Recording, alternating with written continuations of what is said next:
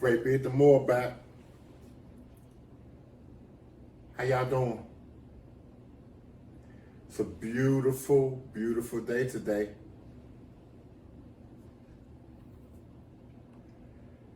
I want to talk about something really serious today because there's been a lot of miseducation going on in this world.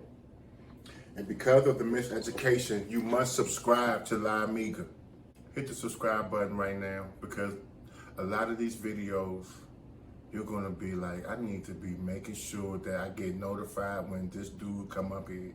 Because as you see the title of the video, you're going to see what I'm talking about. Ever go to Bible study?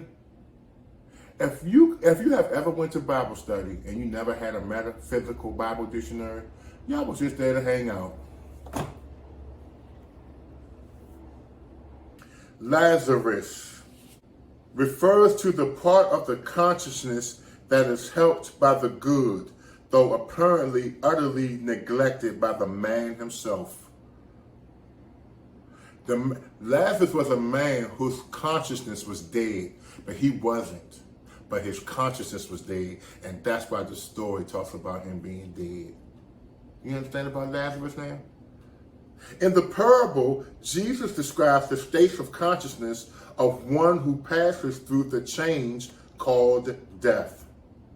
The rich man and Lazarus represent the outer and the inner consciousness of the average worldly minded person.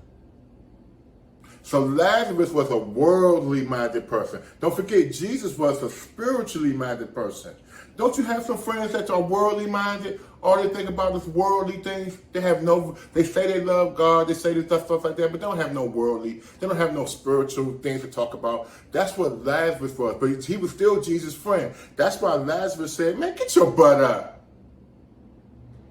Man, you just sleep. And we was taught he was dead.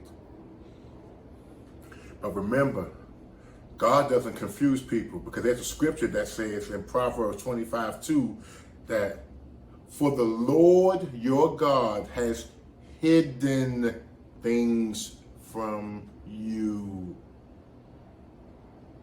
And then it's the glory of kings to search them out. And queens. And queens. Kings and queens, because we all come from the same. So a king or a queen would just not believe anything firsthand they hear. They would not look at stuff prima facie, which is at first glance. They would study it and read it to show themselves approved. So Lazarus was just a man who was just unconscious, like most of y'all out there. Unconscious. Still love you though. I was there.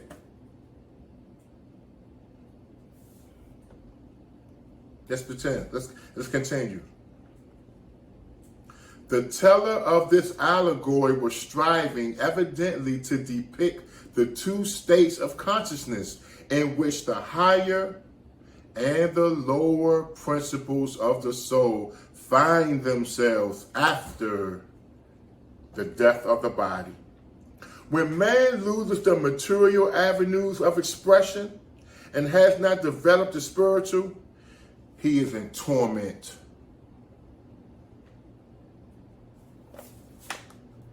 So when you don't know the truth about something, you're really in torment. When you're unconscious about things, you're in torment. And you know what? I be seeing people who be like, hey, Greybeard, how you doing, Greybeard? And you kind of smiling. But for real, they be like, inside, they're not smiling. They're living lives of quiet desperation. And the reason why is because we was not given the tools.